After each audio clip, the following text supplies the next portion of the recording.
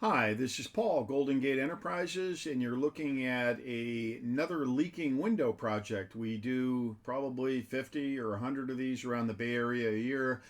This particular situation here, let's see if my cursor is going to follow it, but this is a block frame window. Translation is it never had proper flashing. It doesn't have a flange that comes down. It's been leaking into the wall here.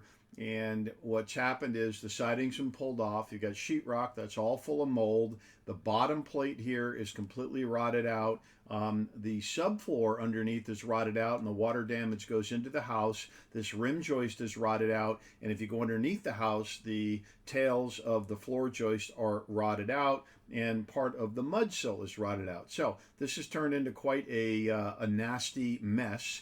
And this all has to be pulled out, reframed, and there's a little tricky work here. We've got some structural components here on the side that need to be dealt with. So we specialize in repair of dry rot, structural repairs, leaking windows, new windows. So give us a call. This is Paul, Golden Gate Enterprises, and we service the entire San Francisco Bay Area. You need an expert on siding, waterproofing, and windows and structural repairs to get this done properly. Thank you.